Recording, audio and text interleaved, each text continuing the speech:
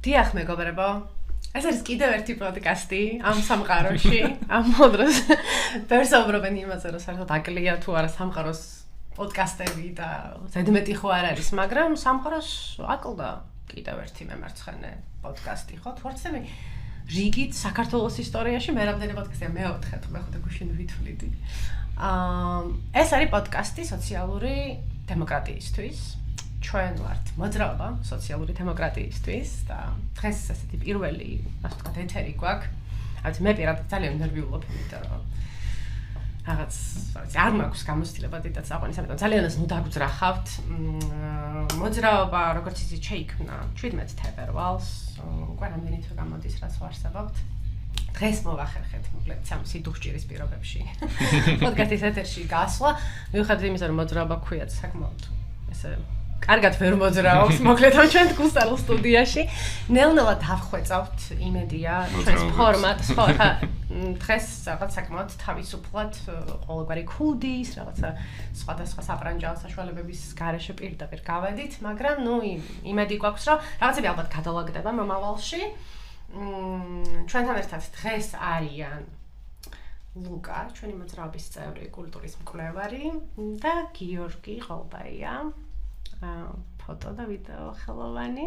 ფოტოგრაფი. ხა. დღეს ხო, ახლა ცოტა გადავიდეთ მოკლედ. გავსერიოზულდეთ. დღეს რაღაც ისეთი ალბათ არ ვიცი რა შეიძლება დავარქვათ ამ თემას, მაგრამ 17 ივლისს ძალიან მალე, ძალიან მნიშვნელოვანი თარიღია და ჩვენ გვესახებოდა, რომ ეს თარიღი რაღაცნაირად ძალიან კარგად ეხმიანებოდა იმას, თუ ჩვენს მოძრაობას საერთოდ რა ანალიზი აქვს მიმდინარე პროცესებზე და ზოგადად ქვეყანაში მდგომარეობაზე და ზოგადად სიმართლეზე ამ ქვეყნის შესახებ.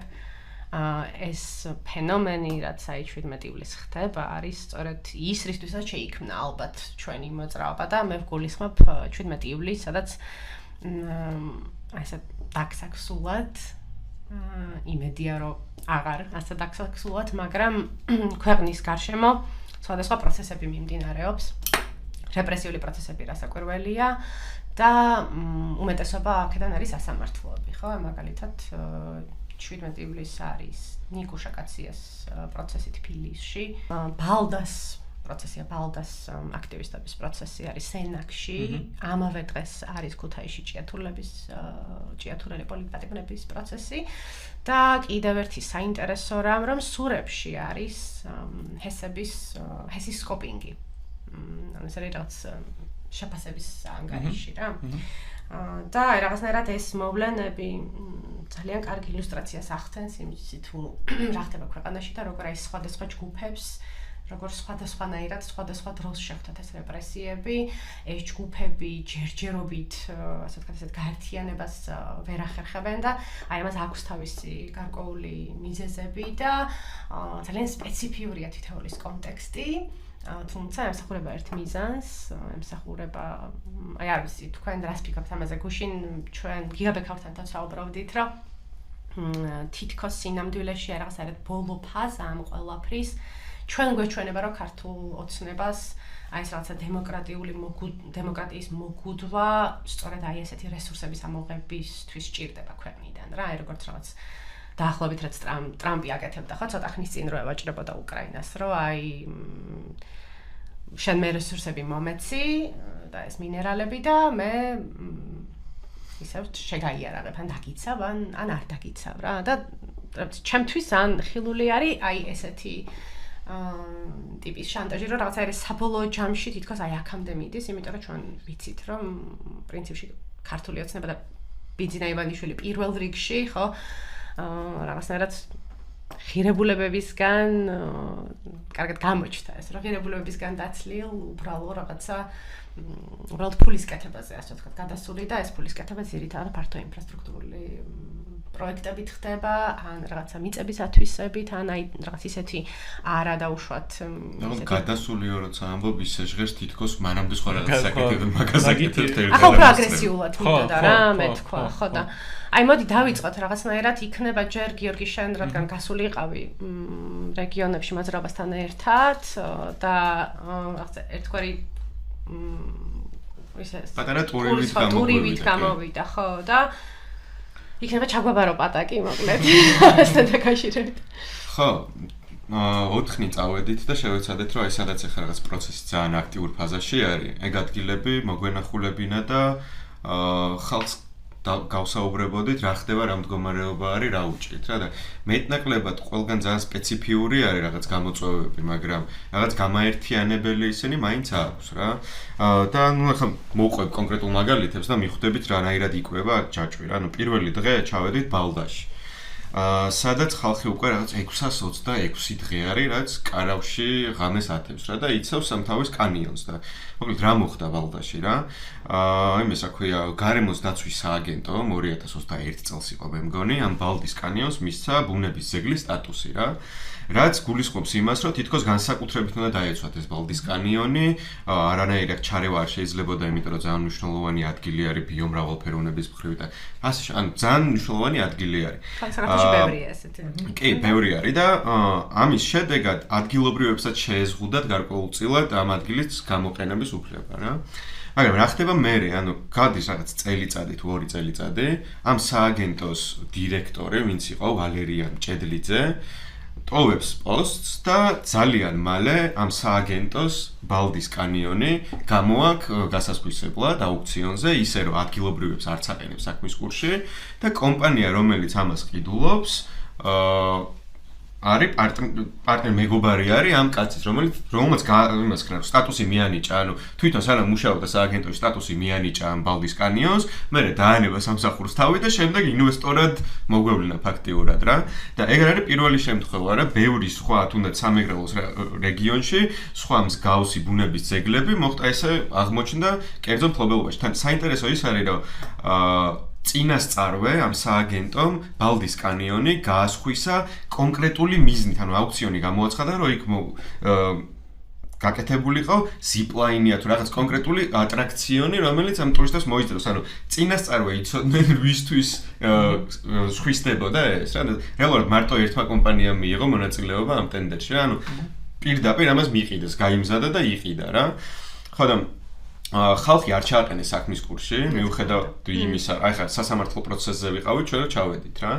სადაც ზუსტად მაგ იმას რა პრეტენზიას უყენებენ ადგილობრივები, რომ ჩვენ გარეშე მიიღეთ გადაწყვეტილება, რომ აპირებთ რაღაც გაკეთებას და კანონი გავალდებულებს, რომ ჩვენ ჩაგვაყენოთ საქმის კურსში, რას გვიპირებთ, ხო? იმიტომ რომ წლებია და 10 წლეულებია, მან ცხოვრობთ, მან გავიზარდეთ და გვაქვს უფლება ვიცოდეთ რა ხდება ჩვენს თავს რა. ხო და ამაზე პასუხობს ის მოპასუხე მხარე, რომ კიო კანონი კი გავალდებულებს, რომ ჩვენ ჩაგაყენოთ საქმის კურსშიო, მაგრამ ჩვენო ყველას ვერ გამოვეკიდებითო და ყველას კარდაკარ ვერ გდებთო რა, ამიტომ თქვენ უნდა იყოთო აქტიურებიო, რომ თქვენ თვითონ გამოარკვიოთ რა ხდებაო თქვენს თავსა და თქვენს რეგიონში.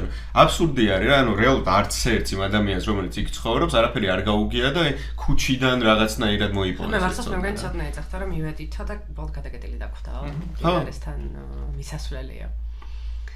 ხო და ნუ ეგ იყო ბალდაში და ეხა უჩივიან ამ სააგენტოს რა ეს ლიცენზია რომელიც გაიცა და გასხვისდა 40 წლით გასხვისდა რა ანუ ზოგიერთი ადამიანი ვერც მოესწრება ალბათ ეხა არის შემოფარგლული არის ანუ ისა გრობე აქვს კანიონს გაკეთებული და ხალხი ვერ შედის რა ხო და არ ვიცი ეგ იყო ბალდის შემთხვევა და ჯერ კიდე მიდის პროცესი სასამართლო გრძელდება ძალიან რთული პროცესი არის 626 დღე ანუ 626 რა ვიცი უბრალოდ რიცხვად რო წარმოიდგინე თითქოს არაფერი, მაგრამ 626 დღე ნიშნავს, რომ ამდენი საქმე გაქვს, ხო, რამდენი გამოწვევა გაქვს, ოჯახია, 1000 რაღაცა არის.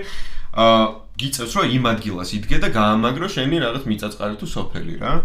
ხო და ძალიან მარტო არიან ეს ადამიანები ამ პროცესში დატოვებულები, იმიტომ რომ რეალურად ყველა ებრძვის, ანუ სახელმწიფო ებრძვის, კომპანია ებრძვის, ყველა არის რაღაც გამორჩენაზე რა. ხო და საინტერესოა თან აი ესეც რაღაცნაირად რომ გავაანალიზოთ ხო რომ ხა მალდას არაერთი მცდელობა ქონია დავუშვათ თბილისში ჩამოსვლის ხმის მიწვენის აი კონკრეტულად ამ პროტესტთან არ ვიცი რამდენად ხა კორექტულია რომ ცენტრალური პროტესტი უწოდოთ მაგრამ რადგან მაინც თბილისის ცენტრშია და რუსთაველზეა ხო ჩვენც ხა საზოგადოებრივი მოწყობის მასშტაბით რომ მივყვებით ყოველთვის ვაჟღერებთ ამას ხო რომ სოლიდარობა ბალდას მაგრამ აი რატომ შეიძლება იყოს ეს პროცესები აი ესე მეტნაკ ალბათ ჩამოშორებული. ერთმანეთთან და თითქოს რაღაცა თემატურ ჩარჩოებში ერთიანდება, ხო, რომ აი რესურსებისთვის ბრძოლა არ ნიშნავს იმას, რომ ეს არის უფლებებისთვის ბრძოლა, ხო? თითქოს რაღაცა ერთ უჯრაშია. რომ აი ჩვენ ბალახებისთვის რო ვიბრძვით რაღაცა, ხო, ესე სულელურად რო ვთქვა, ბალახებისთვის რო ვიბრძვით, სხვა ამბავია და ეს სხვა ამბავია რა და აი ცოტა აი ეს რაღაცნაირად რო გავაანალიზოთ ერთად რატომ არის ეს მნიშვნელოვანი რა ეს ბალდის საკითხი და რატო არის აქტუალური რა აი სწორედ აი ამ ყოველდღიურობასთან რასაც ჩვენ ვხედავთ ალბათ უფრო თბილისს ვხედავთ ისევ იმიტომ რომ მეინსტრიმ მედიები რომელიც თავისთავად ახლა ალბათ მათი კრიტიკასაც ვერ გადავს ხალხი იმიტომ რომ საკმაოდ ისე სავალალო მდგომარეობაშია განსაკუთრებით ოპოზიციური მედიები, მაგრამ მეტნაკლებად მეინსტრიმ მედიებში ეს რაღაცა გარკვეულ თემატურ ჩარჩოებში რჩება ხოლმე და აი ესეთი რეზონანსული არ არის რეგიონალური პროტესტები, ხო? ნუ ამ შემთხვევაში ბალდაზე ვსაუბრობ, ეხლა 626 დღე საკმარისია იმისთვის, რომ მართლაც ახლა ადამიანი რაღაცა თავის პირდაპირ ალაგთან რო კარგავს წვომას და შემდეგ შეიძლება წასული არსად არ კონდეს და ну არ არიან საქართველოს არ არის საქართველოს მოსახლეობა განებივრებული ხო ბევრი ფუფუნებით და რაღაც ერთადერთი მასასვენებელი ადგილი და ბუნებასთან წვემა რო გიწყდება ამასთან რაღაცა დიდად არ არის აი ამ მithვისებასთან ათვისებასთან ეს უხეშ დარღვევასთან თითქოს 600 რაღაცა დღეა ცენტრალურ პროტესტს მაინც არ აქვს თანაგრძნობა ხო?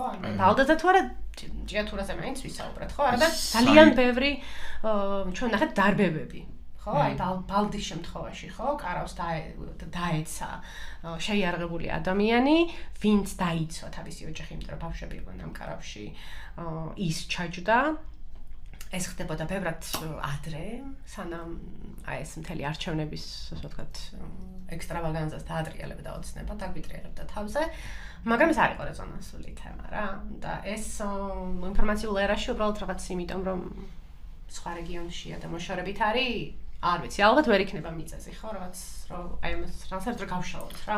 კონკრეტულ მაგალითს ვიტყვი, მაგალითად საირმეში რო ჩავედით იქ თქვა ერთ-ერთმა ადამიანმა რომელიც აქციის მონაწილე არის პერმანენტულად თქვა რომ არაერთხელ ცადეს რა ოპოზიციისთვის მიემართა ტელევიზიებისთვის ოპოზიციურისთვის და იყო შემთხვევა როდესაც ჩამოვიდნენ კიდეს და უნდა ჩაეწერათ ინტერვიუ მაგრამ მერე უცებ აბარგდნენ და წავიდნენ და მიზეზი რა არის ანუ მე ნელ-ნელა გაიყვა უბრალოდ უთხრეს რომ ვერ გადავიღებთო მაგრამ რეალური მოცემულობა ის არის რომ მფლობელი ამ საირმის კურორტის თეგეტა მოტორსის დამფუძნებელი ძალიან დიდ ანუ ფულს აწვდის ამ ოპოზიციურ მედია ეს იმას რა ქვია რეკლამის სახით რა და ანუ ინტერესთა კონფლიქტი აქვს უკვე ტელევიზიას რა ოპოზიციურს იმიტომ რომ თუ ამ კაცის საწინააღმდეგოს იტყვის მე დიდი ალბათობით ეს მის სარეკლამო შემოსავალზე უარყოფითად იქონიებს გავლენას და ამიტომ პირში წყალს იგუბებს რა და მსგავსი ვითარება არის ბევრ სხვადასხვა ინდუსტრიაში ხო ანუ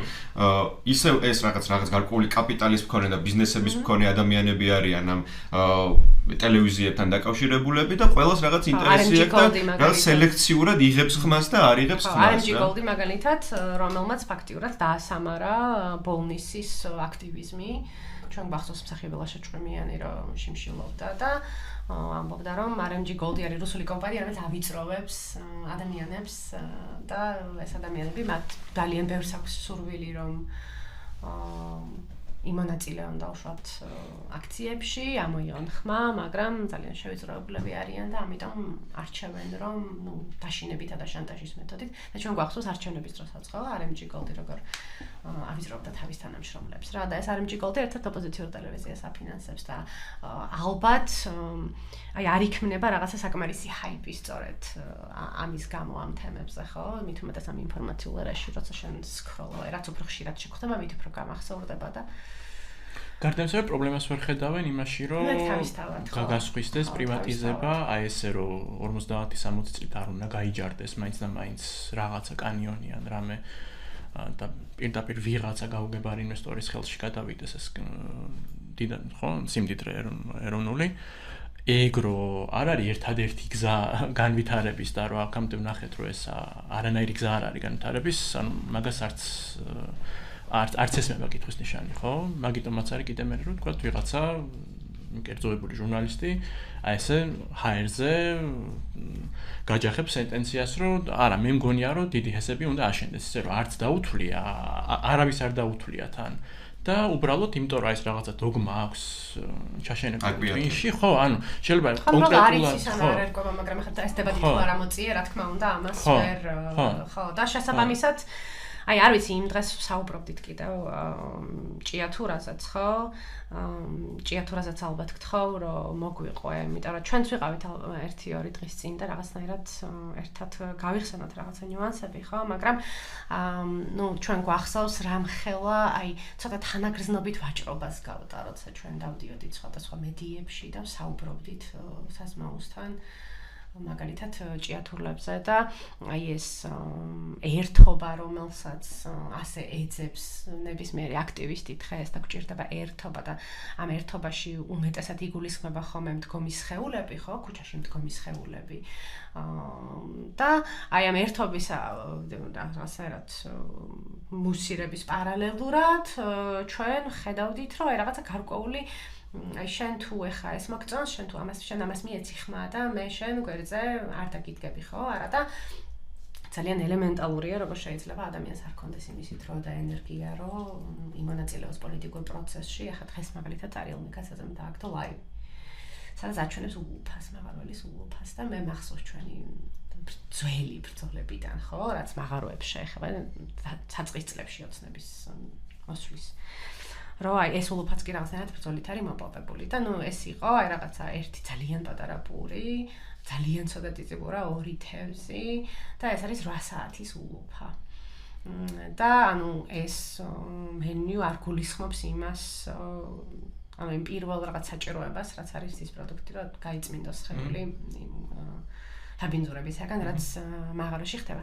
აი ამას რომ უყურებ და 21 საუკუნის საქართველოში, სადაც ხალხი საუბრობს, რომ აი დიდი ჰესები უნდა აბაშენოთ და ტექნოლოგია ისე წავიდა წინ, რომ აი ხა ჩვენ რაღაცა მოვჭრით ნახევარშუა ხევს და გადავაკეთებთ და სხვადასხვა საბჭოთა პერებროსკებს გავს ცოტა, ხო? ესეც უნდა ეხ გამახსენდა უბრალოდ და აი ასეთ საქართველოში, სადაც ერთი მხარე რაღაც ტექნოლოგიურ წინსვლაზე საუბრობს და კი რაღაცა ენერგოეფექტურობაზე, მაგრამ მხარეს ასეთი რაღაცა გვხდება და არ ვიცი, ალბათ ბუნებრივია, რომ განცდა არ აქვს ადამიანებს იმის, რომ მათთვის საერთოდ ვინმე არის და ძალიან რთულია აი ამ ნიჰილიზმიდან ადგომა.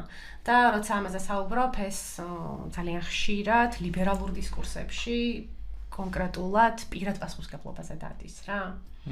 მოკლედ გამიგრძელდა გადავიდეთ ახლა ჭიათურაზე, ხო? ანუ პატიმრების თხეთშეს ჩვენ ჩავედით აღმოვაჩინეთ, რომ შუქრუთში კიდე შინშილობდა ადამიანი და ეს ხალოდ გუშინ გაჟღერდა ერთ-ერთ არხზე.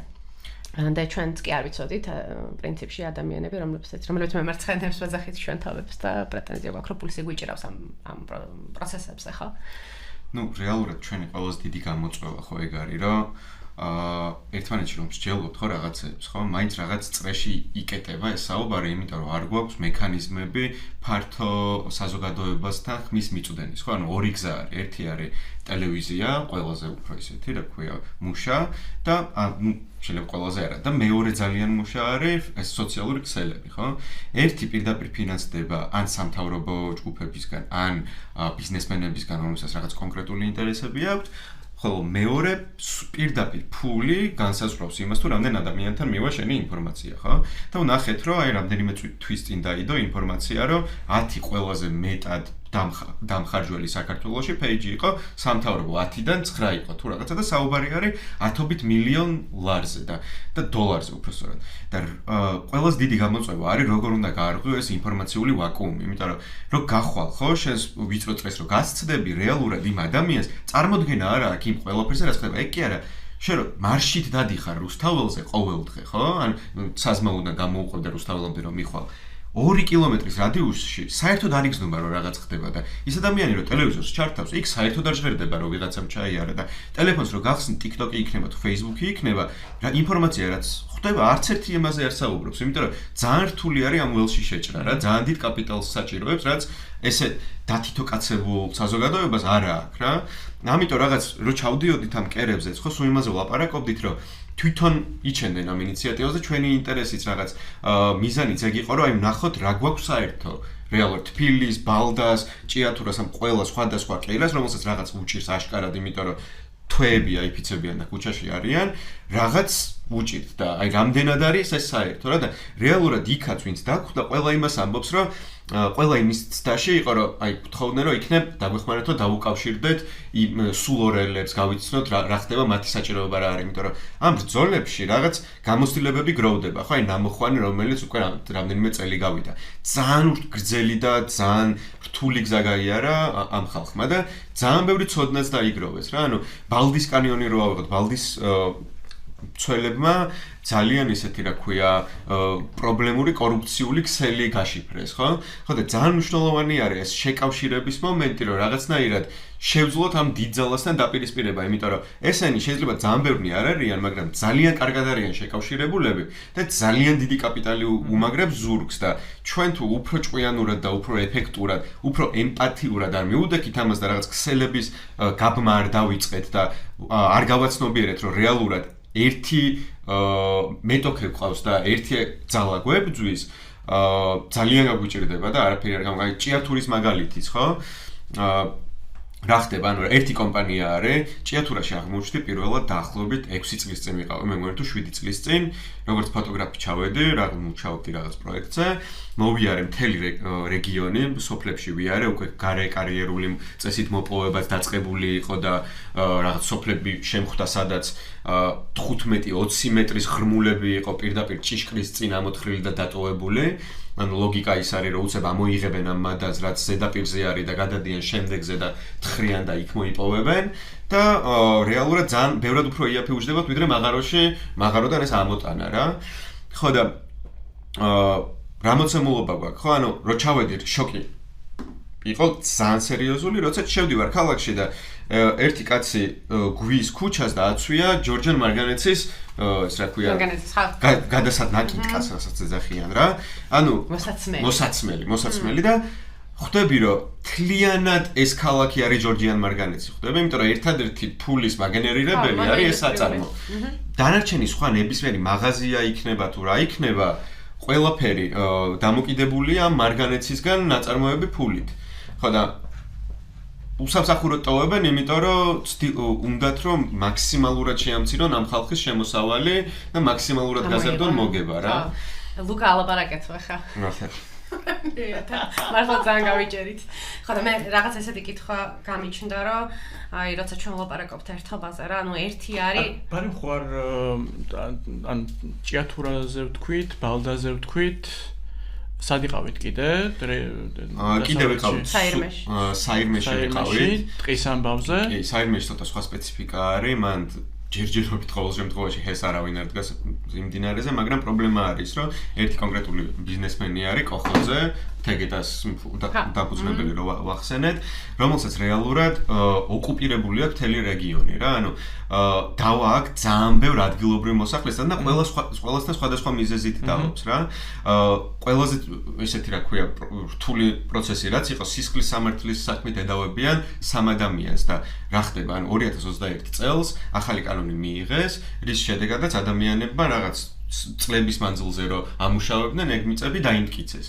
შემდეგ ძალიან მალევე კოხოძის წარმომადგენელი მიდის ამ ადამიანებთან და სთხოვს რომ ეს მიწა გადაუფორმონ და გაუცვალონ რაღაც სხვა მიწაში, რასაც უარს იღებენ, იმიტომ რომ რაღაც ბმა აქვთ ისეთი, წლებია ცხოვრობენ. და ეწყებათ პრობლემები. ეწყებათ პრობლემები. ამის შემდეგ მუნიციპალიტეტის მერი იბარებს და ეუბნება რომ გადასცენ, იმიტომ რომ ტურიზმს სჭირდება.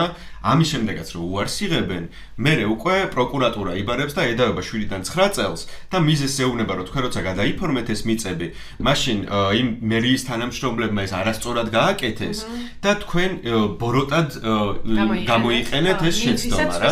და ეს ხალხი მერიის თანამშრომლები, დემონსტრაციულად სამი თანამშრომელი პატრულმა აი ტერორისტებს რო იჭერენ ხოლმე, ეგრე ხალხის დასანახად დაიჭირა, რომ დანარჩენები დაეშოშმინებინათ და რეალურად რაღაც 6 ადამიანმა მოაწერა ხელი, რომ კი მე დანაშაული ჩავიდინე იმის შიშით, რომ ძალიან დიდ პრობლემებს შეუქმნიდნენ რა. ხო, ლუკა. და სულორში იყო სულორში აპირებდნენ ჰესის გაკეთებას და ამ ეტაპისთვის შეჩერებული არის, მაგრამ იქაც სქემა იგივე არის, რაღაც ოცნებასთან დაკავშირებული ადამიანი ცდილობს რომ მოაჯდეს და რაღაც რესურსი გამოწოვოს რეგიონს, მაგრამ იმედის მომცემი ის იყო, რომ ძალიან ერთიანი იყო და ძალიან ცხადად იციან, პოზიციონირებენ, ანუ ნამოხვანზე რო ისაუბრებ, ანალოგიურად, ანუ ამბობენ, რომ აპრიორი უარს არ ამბობენ, უბრალოდ მანახე დამიდასტურე რომ ეს საჭიროა, რომ გამომადგება და არ დამაზიანებს რა. ჯერჯერობით ეხა შეჩერებული არის ეგ პროექტი, მაგრამ ადგილობრივები ელიან რომ არჩევნების შემდეგ თუ ჩატარდა არჩევნები, სიტუაცია ალბათ უფრო დაიძაბება რა. აი ბალდაზე მინდა გამოვეხმაურო რა, იმიტომ რომ მეც რო ბირთვისთან უფრო ახლობლობა რომ აკავშირებს და იქ რო ეგ პრობლემა რო არის, რომ განსხვავებით ბალდისგან კაციშვილი არ არის, ვინც ხმას ამოიღებდა და მართლა ფიზიკურად საკუთარი სხეულით დაიცავდა იმას, ხო, იმ ადგილს. და სამწუხაროდ ძალიან ცოტა რო არის ეგეთი ადგილი, სადაც ანუ ახლოში მართლა ბევრი ხალხი ცხოვრობს, ვინც მე ადგება და მთლიანად სოფლიანად წინააღმდეგება პროცესს, ხო? ანუ რამდენი არის ეგეთი გასახლებული კანიონი ან რაღაცა მსგავსი ბუნების ძეგლი, რომელიც სადაც უბრალოდ პირდაპირ ისე ხდება ეს პრივატიზაცია და მერე ეს განვითარება, ხო, რომ კაციშვილი ვერც იგებს საერთოდ, ხო? იგებს ისევაც აპროტესტებს ალბათ ხალხი და რაც მაგალითად მე რამოდენიმე თვის წინ გავიგე, რომ მასიურად ქვიშახრაში ზამოღება ხდება მდინარეები. კი, ხო. ანუ მასიურად. აი გურიაში. ჩემი ბავშვობის მდინარე აღარ არსებობს საერთოდ მაგის გამო. და რადგან გურიის გარდა ესე მეც ანუ აი მაგალითად მარტო გურიაში მახსოვს ბოლო წლებში რომ იყო ხო ჯგუფი რომელიც აპროტესტებდა მაგ ქვაღორღი თუ რაც ქვია ხო ქვიშახრაში ხო მაგის ამოღებას და ხო სინამდვილეში ბევრად უფრო მეტ განხდება უბრალოდ არც ჟღერდება ეს ხო მაგრამ აი ბალდაზე და ეს ძალიან საინტერესო იყო რომ ახსენე ეს დაცულ ტერიტორიად რო გადაკეთდა, რაც იდეაში კარგი ამბავი უნდა იყოს, ხო? ეგ ხო ძალიან ფუნდამენტური ნაწილი იყო ამ ჩვენი სანაკებო ევროინტეგრაციის, ხო? იგივე ხდება ამ ბირთვიშიც და ყველგან სხვაგან, რომ იდეაში მაგაში ევროკავშირიც უამრავ ფულს ხარჯავს, რომ აი მაქსიმალურად ბევრი ეგეთი ტერიტორია შეიქმნას, მისსავე მეებზეც, ანუ შემოგარენში, ევროპის შემოგარენში, რომ ასე ვთქვათ, რომ სასუნთქი კონდეს, ხო? ფილტვები რო გაიკეთოს მან იგივე ევროპამ, ხო? ამას აკეთებდა ყოველ შემთხვევაში აქამდე საქართველოს, მაგრამ მე ისე ხდებოდა გამოშიგნა კანონმდებლობის იმით იქ პატარა კონტრაქტში პატარა ჩამატებით ამოკლებით, რომ აბსოლუტურად აზრი ეკარგებოდა და უცებ ვითომ ისევ და ისევ აი ამ ეკო რაღაცა ტურიზმის განვითარების თუ ბუნების დაცვის თუ ბუნებასთან ზიარების ეგიდით ისეთ რაღაცა შემოგაპარებენ, ხო? ბუნების ეკონომიკურად დატვირთვის მოდელს, ხო? ათვისების, ხო? რა აბსოლუტურად ეკარგება აზრი იმას, რის გამოც იდეაში ბუნების ძეგლად გადაკეთდა ეს ევროინტეგრაცია, ანუ ხო არის იმაზე წუხილი, რომ ევროინტეგრაცია შეჩერდა. ხო, 28 ნოემბერსაც და მანამდეც ისეაც ვთქვით, რომ ჩერდებოდა. ხო, მაგრამ ის რაც მანამდე იყო, ეგეც რო ტოტალურად ბუტაფორიული იყო ძალიან ბევრ შემთხვევაში და მე მგონი იგივენაირი რაღაცის თქმა შეუძლია, რა ვიცი, აი ურბანული განვითარების ამბავში რომ ვითომ რაღაცა ევრორეგულაციებს და იმებს რო ვიღებდით და მანდაც როგორ ხდება აბსოლუტურად მზაკრულად პატარ-პატარა რაღაცების წანაცვლება, ისე რომ მე ცარიელა ანუ ფარსი რჩება, ხო? აი რა ჯერზე იყო ძალიან საინტერესო ნიუანსი, რომ აი იყო დებატი, სანამ რაღაცას მითვისება მოხდებოდა, ხო? თუ აი მითვისებსაც უბრალოდ აღარ მახსოვს, მაგრამ იყო ესეთი დებატი, რომ ეს უნდა რაღაცა დაცულ ზონად, დაცული ზონა ყოფილიყო. ამ დაცული ზონის შემთხვევაში უკვე გლეხს აღარ ქონდა საშუალება ამისი ათვისების. რა ამრიგად გამოდის, რომ ეს არ არის მხოლოდ რაღაცა ეთიკური საკითხი, ხო? ათვისების, ხო? პირველ რიგში ეს არის ადამიანი იყენებს ამ ტერიტორიას, ეს მისი ალაგია და მის ყოველდღიურ ცხოვრებაში ისევე როგორც საირმეში, ხო? ეს მიწა ჭირდებათ მათ, ზედათ მეფუტკრეობით ისჩენენ თავს და ეს მიწა ჭირდებათ იმისთვის, რომ ელემენტარულად იცხოვრონ, ხო? ხა ცხადიაჯია თუ რაცა უკვე აღარ ვსაუბრობ, ხო? და აქვე უბრალოდ მინდოდა მე თქვა აი ამ საუბარზე, რომ აი ეს გაუთავებელი ტურისტული ათვისება, ხო? და ძალიან ხშირად იცახიან ჭიათურაზეც, რომ ჭიათურა ტურისტული ზონა უნდა გახდეს და თვითონ დავხუროთ ეს მაღაროები და ნუ ამასაც ხადია მაღაროელებს უნდათ თვითონ თავად მუშაობა და იციან რომ ამას აქვს ფასი, მაგრამ მოპოვების სტილი, ეს მოპოვების სტილი როგორც ამას პრინციპში შეგვიძლია ვთქვათ რომ ქართული ოცნება ახორციელებს, არის ესეთი მარტივად ამომღები და აი ამ აზიანებს ამ ქანებსაც რა. და შესაბამისად მათ რაღაცა რამოდენიმე შესვლის მერე უკვე მომპოვებელს და მომხვეჭელს აღარ აქვს სხვა ვარიანტი, გარდა იმისა, რომ ღია კარიერულზე გადავიდეს რა. ხო და აი ეს ბოდიში გაგაწყვეტინე რა. მაგრამ აი აქედან რო წავიდეთ, რომ აი გარდა აი ამ რაღაცა უშუალოდ პროტესტის კერის თანაგრძნობისა, რაღაცა ეს რო გავშალოთ და რაღაცა იქნება მივიდეთ იქამდე რომ აი რატო აი სოციალური დემოკრატია პოდკასტში სოციალური დემოკრატიის საერთოდ ამ თემაზე რატო საუბრობთ, რომ ანუ რა ტიპის ყოველდღიურობა არის ეს რა, რომ აი რიგითი ხა ადამიანი გვისმენს და უშუალოდ და არ ეხება მას არაფერი რა, ის არც მაღაროში მუშაობს, ფალდაში არ ცხოვრობს, რაღაცა თავისი ხო როგორც სიტყვიან რომ აი ჩემი რაღაცა სამყოფი პური და ყველი მაქვს და რაღაც მივყვები ჩვეულებრივად ცხოვრებას არ მონაწილეობ არც ერთ პროტესტში არ არის ჩემთვის ქართული ოცნება პრობლემა რა ამას იმიტომ ვკითხულობ რომ მე მახსოვს საზოგადოებრივ მაუწყებელზე ერთ-ერთ ღია ეთერში ფარლამგოლეთიანი შევიდა და თქვა რომ აი ზუსტად ის თქვა რასაც აქტივისტები ახლა იმეორებენ ყოველ დღე თბილისის აქტივისტები რუსთავის აქტივისტები რომ თქვენამდეც მოვა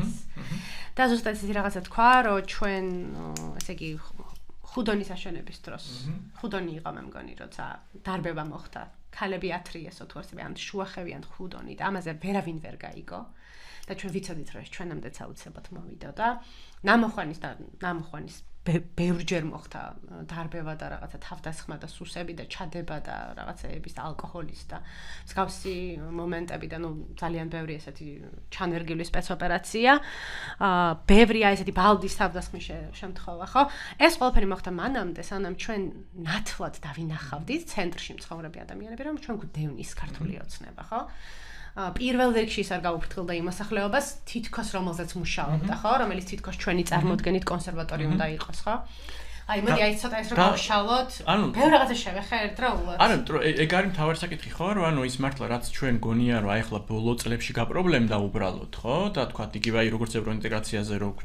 გონია რომ აი ახლა 28 ნოემბერს წავიდა უკან საქმე და სინონიაში მაშინაც კი როცა თითქოს წინ მიდიოდა პარალელურად ხდებოდა ისე გამოშიგნა რომ აზრი ეკარგებოდა ხო და ყველაზე არსებითში ფაქტობრივად მოტყუებული რჩებოდი ხო და გამოხრული მართლა გამოშიგნული რჩებოდი ხო ამ დემოკრატიაზეც ხო დემოკრატიის უკუსვლაზე რომ მიდის ტირილი ანუ დაწყებული 2013 წლიდან როგორც მინიმუმ აი სვანეთი და ხუდონჰესის წინააღმდეგ პროტესტი არის ის ერთ-ერთი პირველი კი და ალბათ მართლა პირველი კი არა უშუალოდ აი რესურსების გარშემო ბრძოლას რაც შეეხება სადაც იმ თავითვე გამოჩნდა ეს ანუ სიტყვის გატეხვა ოცნების ოცნებას თავისი ქვეყანა ხო და მერე მართლა იქ ყველანაირი დაშინება ხალხის სამსახურიდან დათხოვნა იქ თქვათ ტყეში ჭრის კრიმინალიზაცია და ყველანაირი რაც კი ამ ადამიანებს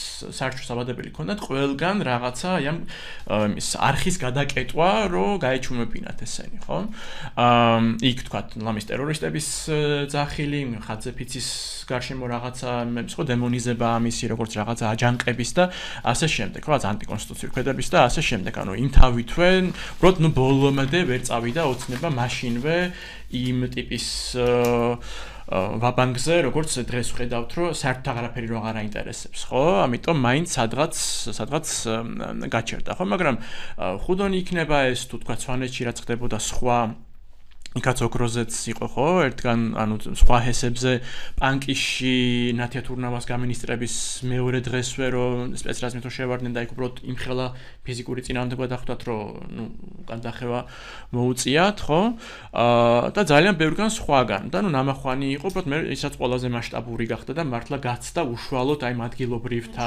პროტესტს ხო, 13 წლის პირველი მაისიც არ არის გამოსატოვებელი ამბავი. ხო, უბრალოდ ეხლა არის, რომ ჩვენ აი ესეთი თქოს ვიღვიძებთ და ვაკავშირებთ აი ამ ცალკეულ წერტილებს და აღვიქვამთ იმას, რომ რეალურად როგორ ბევრად უფრო ადრე დაიწყო ის ბრძოლა, რაც გონია, რომ დაიწყო, რა ვიცი, არჩევნების გაყალბების თუ 28 ნოემბრის განცხადების მერე. ხო, იმიტომ რომ ის დემოკრატია, რომელიც ეხლა ვითომ განიცდის უკუსლას და სადაც რეალურად რა თქმა უნდა პირველ რიგში აი ამ ჯარიმებით იმითი ამითი ან იგივე მთელი ამ კანონებით ხო, რომელიც ეხება სამოქალაქო სექტორს და მედიებს და ამ შემდეგ ურტყამს იმ ხალხის რესურსებს, ვისაც რაღაცა კიდე ება და ქონდა იმისი ფუფუნება, რომ აქტიური ყოფილიყო, ხო? და გაეჟღერებინა თავისი ხმა და თქვა იგივე ზემოქმედება მოეხდინა თუნდაც ხელისუფლებაზე, სანამ ის ჯერ კიდე მზად იყო, რომ რაღაცა მაინც შეესმინა.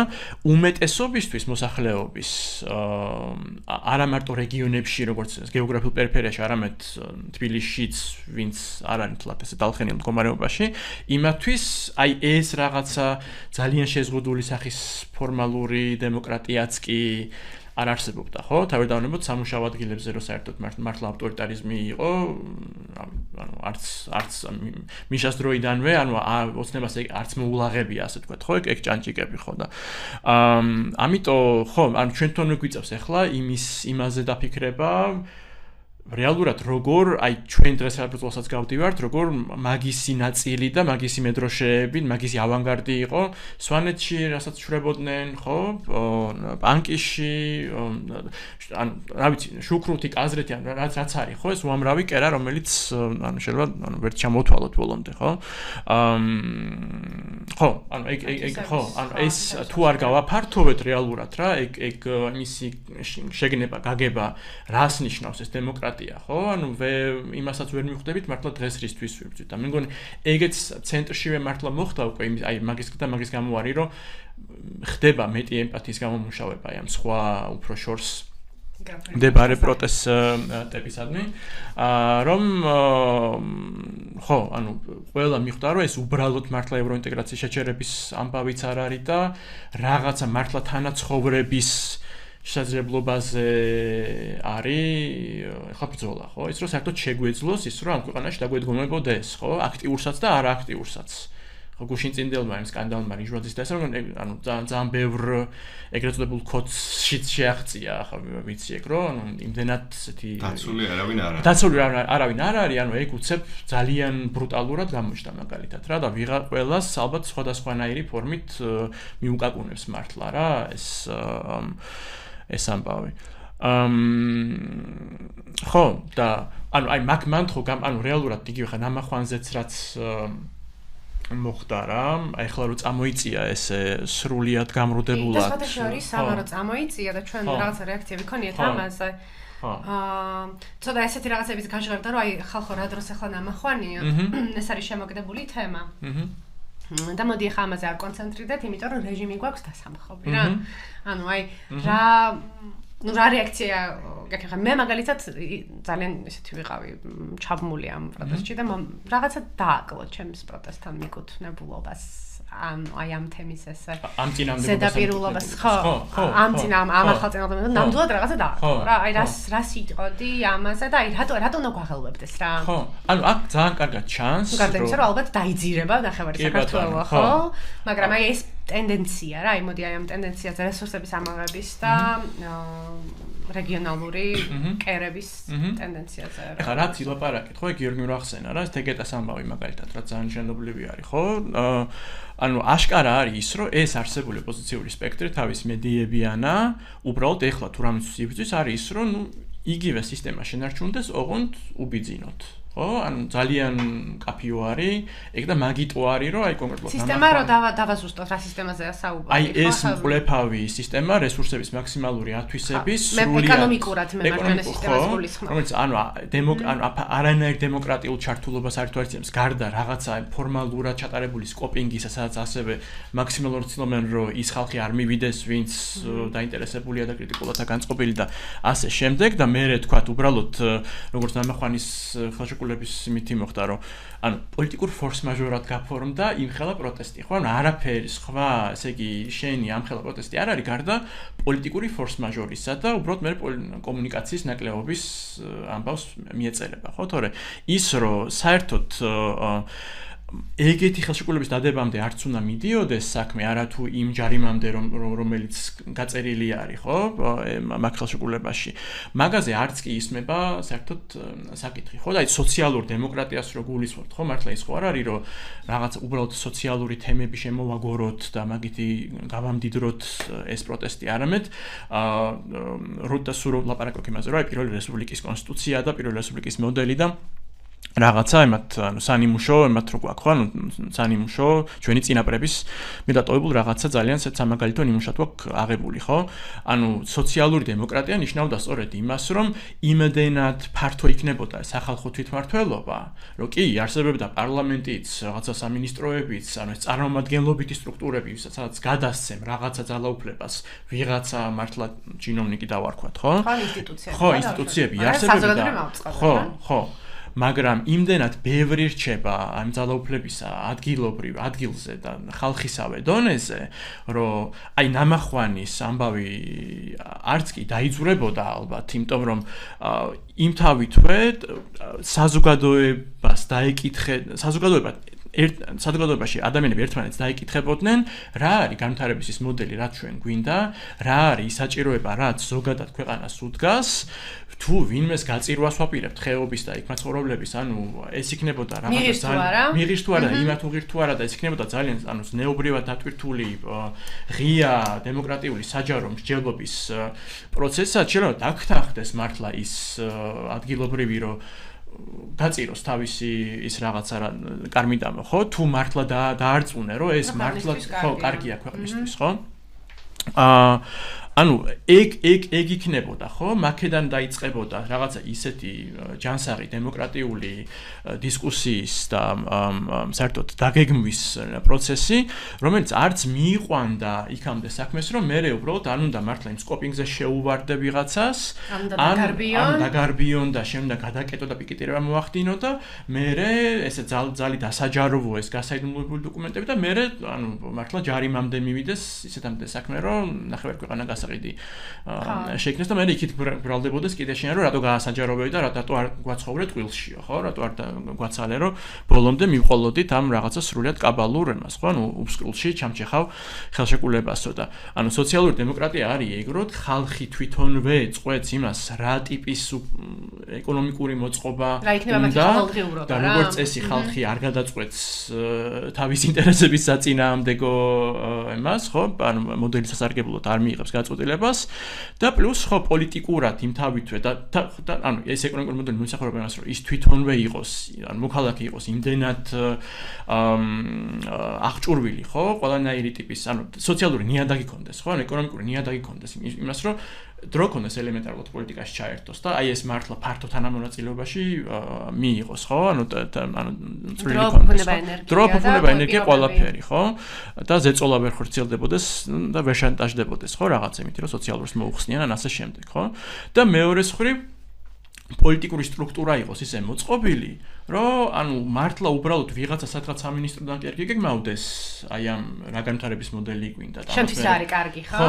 არამედ იმ თავითვე ქვემოდანვე ამოდიოდეს ამისი გარკვევა და ამაზე გადაწყვეტილების მიღება, ხო? თუმცა აი შეიძლება რაღაცა რომ კითხო მაგაზე რა, რომ არ ვიცი რამდენად საკმაოდ საუბრებში ძალიან ხშირად გვესმის რომ ეზარება ხალხს რა მოკლედ ეს თვითმმართველობა და ფართოდ ესე იგი ფართო საზოგადოების მონაწილეობა პოლიტიკაში არის ან უტოპია ან არის აბსოლუტურად შეუძლებელი ესე ერთადერთი დემოკრატიული ასე ვთქვათ ხელსაწყო რაც არის არჩევნებია ხო ხა ესეც კი გაგვიყავდეს ხო ანუ აი აქამდე დადის რომ როდესაც შენ ითხოვ რომ ხალხს მიეცეს თავისი რასაც ხალხი ითხოვს აქ არის რამოდენიმე ინტერპრეტაცია რომ ერთი ხალხმა არ იცის თვითონ რა და შეიძლება რაღაცა ზედმეტად პოპულისტურ და მარტივ რაღაცებამდე დაიყვანოს ქვეყანა, ხო? ან ქვეყანაში განვითარებული რაღაცა კურსები, მაგალითად იაგო ხვიჩა ესე შორს წავიდა, რომ მთელი ასე ვთქვათ პოდკასტი გააკეთა იმაზე და მთელი ეს პოდკასტი საუბრობ და როგორ არ უნდა მივცეთ მათხოვრებს არჩევნებში მონაწილეობის მიღება, იმიტომ რომ ღარიბებმა სინამდვილეში არ იციან და საქმოსნებმა იციან რა. მაგრამ ყველაზე გავრცელებული, განსაკუთრებით ლიბერალურ დისკურსში და განსაკუთრებით მემარჯვენე იდეოლოგიებში არის ეს, რა ისე ყველაზე გავრცელებული ამასროლილი ფრაზაა, რომ ხალხი იმიტომ იხდის გადასახადებს, რომ დაიქირავოს მისი წარმომადგენელი და აღარ იფიქროს პოლიტიკაზე რა. მე როგორ დავიღალე პოლიტიკაზე, თან მე მესმის ეს განსაკუთრებით, იმიტომ რომ მართლა მთელი ჩვენი ბიოგრაფია ზრუსთაველს ხეხავთ მართლა ყველანი დედაჩვენების და მამაჩვენების და ბებიაჩვენების ჩათვლით, ხო? მუდმივად ტურბულენციაში ვცხოვრობთ და დაიღალა ხალხი ამისაგან რა. და აი ეს არ არის მარტივად დარწმუნებადი ადამიანი ამაში, რომ შენ სოციალური დემოკრატია იმუშავებს რა. ხო. ანუ ძალიან დატრიალმანებულია, ხო? აი რაღაცა ყველაფერს რო ყორომი უნდა სამხრეთის ახლა რთულია ეს დემოკრატია, ხო? ხანდახან მე მაგალითად ხანდახან იმასაც ვფიქრობ ხოლმე, რომ აი ეს ევროპა ამდენი ხანი რომ უნდება სანქციებს. აი ზუსტად ისეთივე რაღაცა, აი ვახუშტი რასაც გვიტარებს კრებებზე, რომ აი იმდენად იწელება აი ამ წმინდა ყორომის გამოხმე პროცესები რა, რომ იქნება დემოკრატიული, რადგან არის ევროპა, ამიტომ წელავს ამ სანქციებს. ერთი ხელის მოსმით. ხო, და აი ცოტა ამაზეც რო ვილაპარაკოთ, ხო? კი, არა, რამდენად შესაძლებელია და აი მათ შორის ბოდიში გამიგზავნა, მაგრამ აი პროტესტის ეკონომიკურ სამართლისთვისაც რა, რაღაცა იქნებ მაგასაც შევეხოთ. მე მგონი მან ნაგიტო არის, რომ აი რასაც ლიბერალური დემოკრატია ქვია, ხო, როგორც წესი, რომ ანუ ესეთი მკაცრად წარმომადგენლობითი სისტემა რო არის, ხო, სადაც მართლა მთელი ძალაუფლება დელეგირება ხდება მთელი ძალაუფლებისა ვიღაცა აი ამ დაქირავებულ ჩინოვნიკებზე, ხო?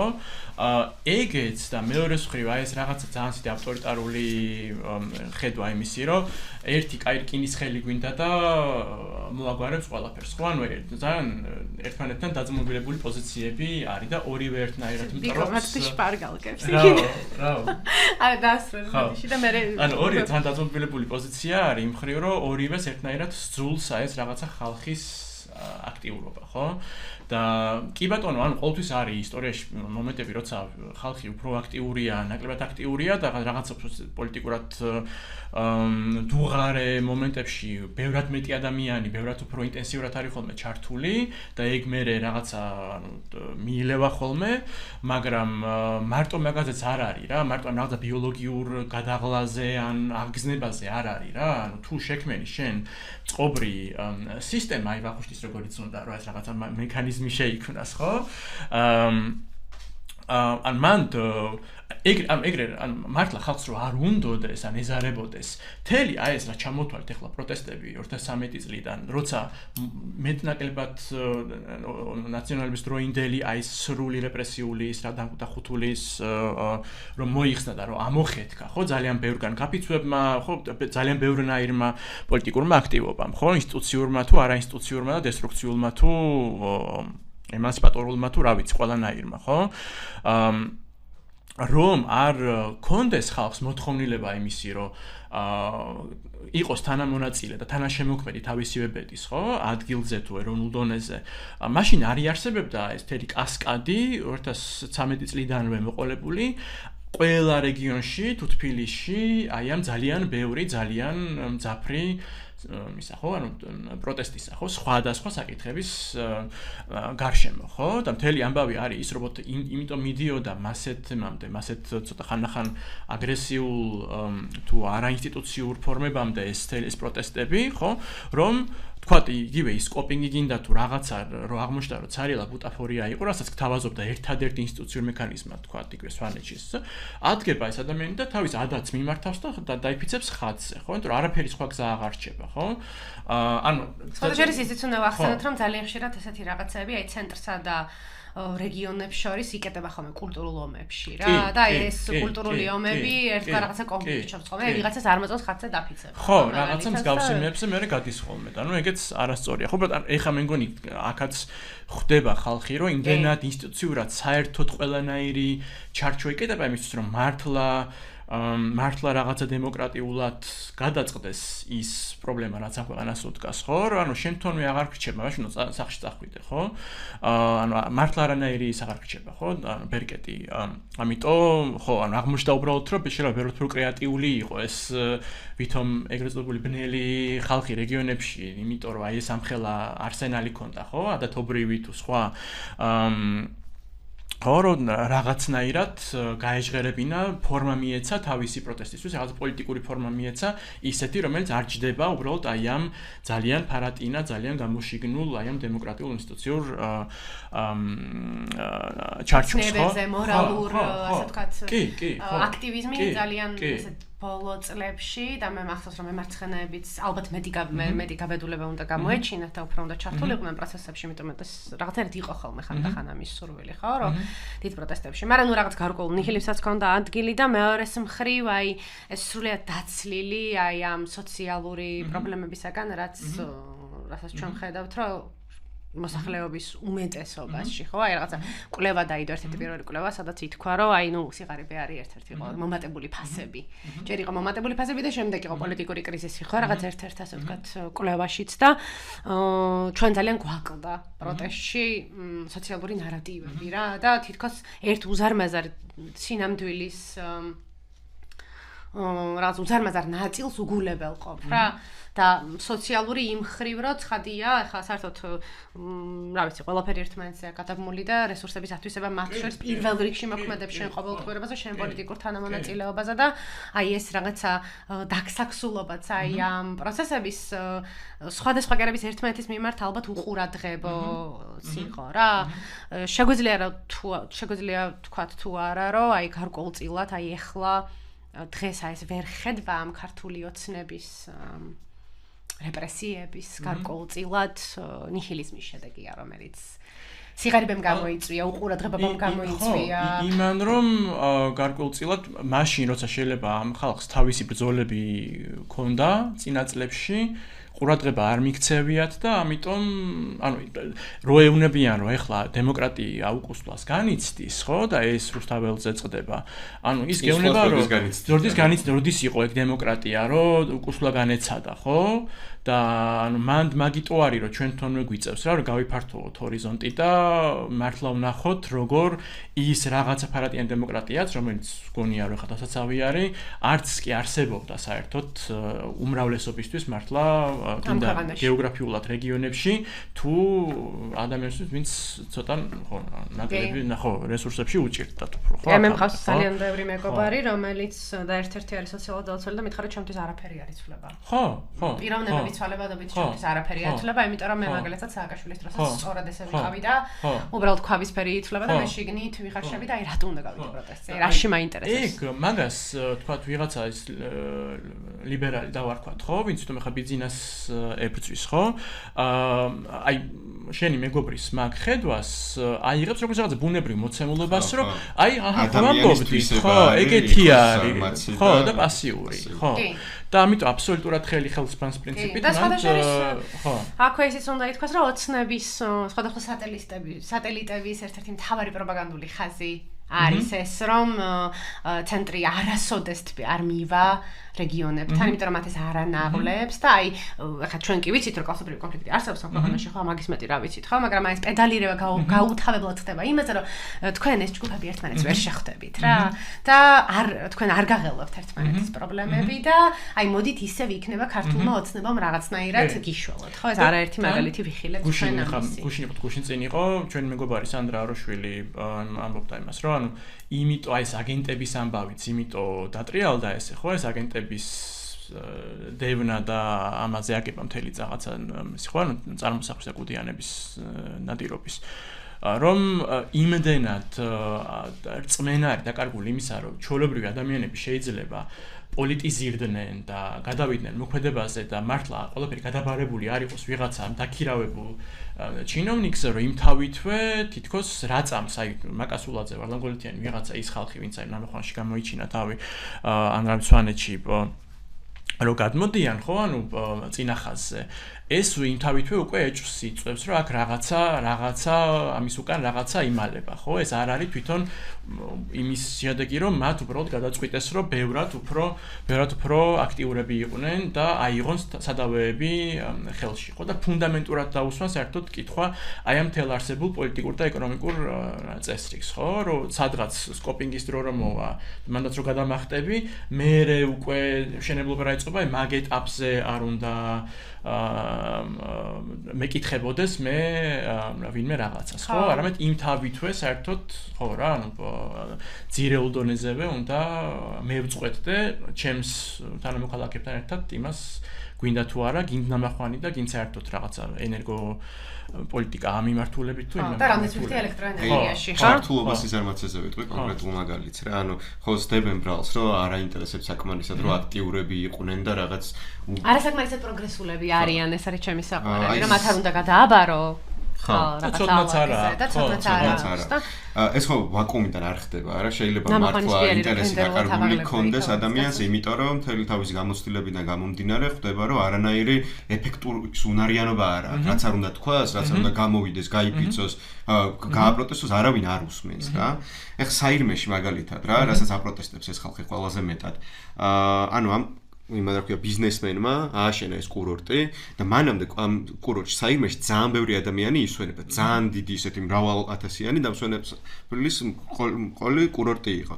მას შემდეგ რაც ეს სასტუმრო აშენდა, იმდენად შეიცვალა ეს რა ქვია ფასები, იმიტომ რომ სულ სხვა სეგმენტზე გათვლილი ბიზნესი არის უკვე, რომ ის ბევრი ადამიანი, რომელიც მანამდე ისვენებდა, ვეღარ ჩამოდის, ფული არ ყოფნის ფიზიკურად და გახდა მხოლოდ იმ ხალხის დასვენების ადგილი, რომელსაც შედარებით დიდი კაპიტალი აქვს, რაღაც შეიძლება უცხოელები იყვნენ საერთოდ უმეტესობა.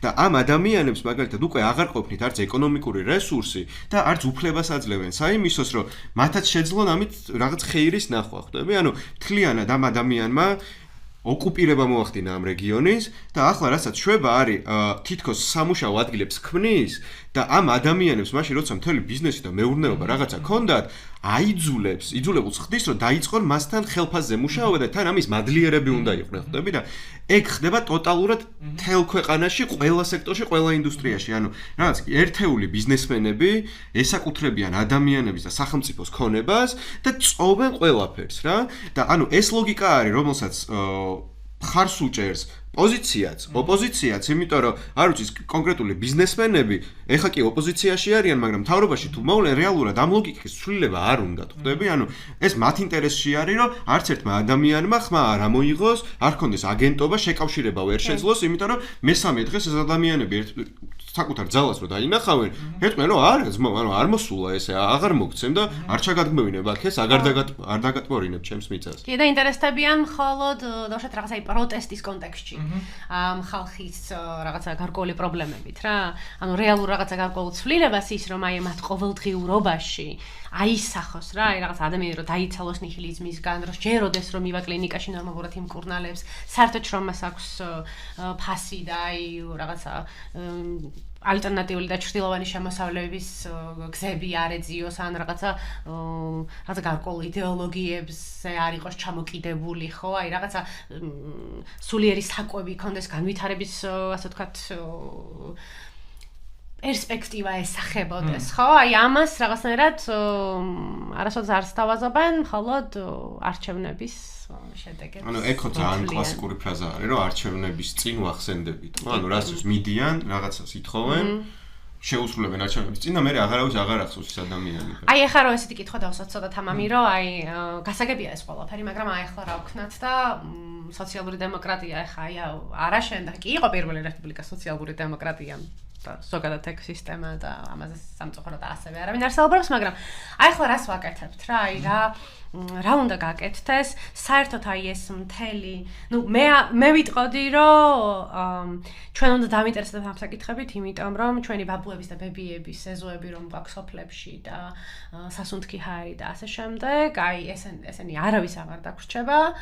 ამიტომ უნდა დავინტერესდეთ ამ თემით, იმიტომ რომ ეს არ არის მხოლოდ ცოდნეს და ვარლამის და ტარიელ მიქაცაძის პრობლემა, ეს არის ჩვენი ყველას პრობლემა, როგორც ჩემი მეგობარი იტყოდა, ხეარს არ დატოვებენ მართლა რომ თავი ჩამოიხჭვა ადამიანმა ამ ქვეყანაში და ანუ ჩემთვის ეს არის, ხო? ახლა ჩვენ ნახეთ, რომ რაღაც დემოკრატიის უკუსლო პირველივე წლებში მოხდა, განსაკუთრებით რეგიონებში და წამოგვეწია ახლა ჩვენ ეს ცენტრში.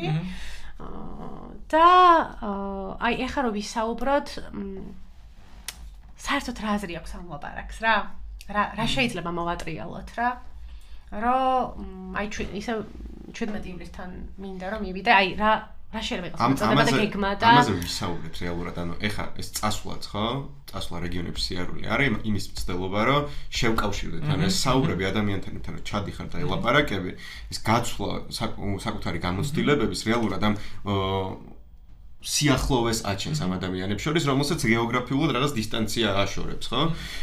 ხდება იმაზე საუბარი და იმის გაცნობიერება, რომ რეალურად ერთი საბრძოლო გვაქვს ყველას, რა და ჩემი აზრით ეგ არის ჩვენი შესაძლოა თემატურად სხვადასხვანაირი, მაგრამ თემატურად სხვადასხვა არის, მაგრამ უკვე დაგვიანებული, მაგრამ ყველაზე მთავარი რაც უნდა ვაკეთოთ ახლა არის ამ ქსელების გაბმა, ანუ ჩვენ მეგობარი ეკა წოწორია, ამბობს ხოლმე რომ მე თანახმავარო რომ ნეშონპალა ვიყო რა და რას გულისხმობს რა რომ იმდენად რთული გზა გვაქვს გასავლელი, რომ ძალიან თავისუფლად შეიძლება რაღაც შემდეგ 5 წელში თუ 10 წელში რადიკალურად არ შეიცვალოს სიტუაცია, მაგრამ ეხლა რასაც უნდა ვაკეთებდეთ, არის ნიადაგს უნდა ვაჩენდეთ საიმისოდ, რომ მომავალში რაღაც 5 წელიწადში იქნება თუ რაღაცა, ხო, მაგას ამბობს და რაღაცა წინაპირობები შევქმნათ, უკვე რაღაც ადამიანების ერთობა შევქმნათ, რაღაცა ნდობა გაჩნდეს და იმის პრეცედენტი შედგეს, რომ ადამიანები ერთი საკითხის მიმართ გაერთიანდებიან მიუხედავად ბევრი განსხვავებისა და გამარჯვებას მიაღწევენ რა, რომ ამაზე დაშენდეს მერე მართლა ის დემოკრატია რაც გვინდა. Τώρα, თან მან ბოლოს წავიდეთ ხო ბოლოს და ანუ ისე რომ იმას დაუბრუნდეთ კიდე რა რომ ეს ლიბერალი რო გეუბნება რომ ხალხის არმაცია და ჯობია რომ იმასაკენ უფრო სტაბილური ამბავი არის რომ გადასცეს და იქირავოს ვიღაცა ხელისუფალი ხო ანუ ეხლა თუ ვიღაცა პასიური არის ხო მით უმეტეს რომ მართლა რამხელა პროპაგანდა ჩაიღვარა ამ ყველაფერში მთელი ეკონომიკური სისტემა ამუშავდა იმისთვის რომ დაებეჩავებინა ადამიანები მაქსიმალურად ხო ვისაც ისაც არაფერი არ ქონდა და წაერთმია იმათვის, ვისაც რაღაცა აქვს, რომ ისინიც საწი გაპასიურდნენ, ხო? ანუ ეგ შეიძლება კი მოცემულობა არის, რომ მართლა ეხლა აი ამ ეტაპზე ძალიან ბევრს არ ჯერა საერთოდ იმისი, რომ მას შეუძლია იყოს აი იმ ტიპის აქტიური მოქალაქე, რომელიც იქნება არა უბრალოდ მართლა 4 წელიწადში არჩევნებში ხმის მიმცემი, არამედ ყოველდღიურად მტვირთველი, ყოველდღიურად რაღაცა ერთი ცალკეული ბოძი აი იმ რაღაც შენობისა, რაც უნდა იყოს ეს სახელმწიფო, ხო? და მაგას ოღონდ ჭირდება მართლა მუშაობა, ძალისხმევა და ძალიან ხანგრძლივი საკუთარი თავის და სხვისი აღზრდა, ასე ვთქვათ, ხო? იგივე ჩვენ წინაპრებს ეგ ქონდათ, რომ საუკუნეების მანძილზე ყმობაში და მონობაში გატარებული უმრავლესობა რო ყავდა, რომელსაც არავინ არ ეკითხებოდა პირიქით არ თმევდა ყოველთვის, ხო? რა თქმა უნდა, 1 და 2 წელიწადში ასე უცებ არ გადაიქცეოდა აქტიურ მოქალაქედ, რომელიც იქნებოდა რესპუბლიკის ბურჯი. მაგრამ ანუ ეგ პოლიტიკურად და ეკონომიკურად ეგ ჩარჩო მოიხაზა, ხო, რომელშიც უნდა მე აი ეს რაღაცა იმ ყალიბში გამოყვანილიყო ეს აქტიური უნარებით აღჭურვილი ადამიანი, ხო? ეკონომიკურად წელგამართული და პოლიტიკურად მობილიზებული, ასე ვთქვათ, ხო? და მაგას მოქალაქეებმა ერთმანეთს უნდა გავზარდოთ, ერთმანეთს მაუსმინოთ და ასე ხდება პოლიტიკაზე აზროვნება და ასე ხდება პოლიტიკის შემუშავება, ხო? კი, და დავეხმაროთ იმის გაცნობიერებაში ერთმანეთს, რომ თბილისში იქნება ეს თუ საირმეში თუ ბალდაში სადაც იქნება, რომ რაც არ უნდა შენ გეგონოს, რომ შენ კონკრეტულ რაღაცა ესეთ სოციალურ თუ ეკონომიკურ თუ ადგილობრივ რაღაც პრობლემაზე იბრძვი. ანუ ხილავი ხარ.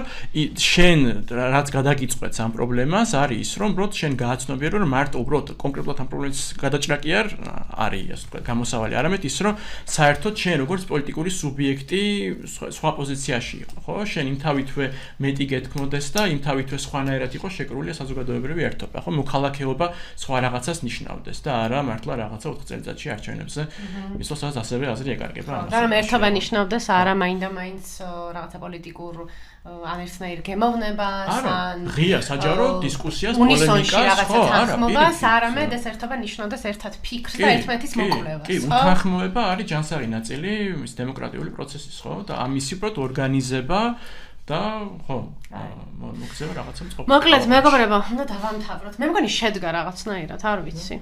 ნახოთ. ჩავთოს და ვუყუროთ. ეხლავე. და ხო, კიდევ ერთხელ, ხო, მოდი ვახსენოთ მაინც 17 ივლისი, თქვა ეს ჩვენთვის მნიშვნელოვანი დღეა.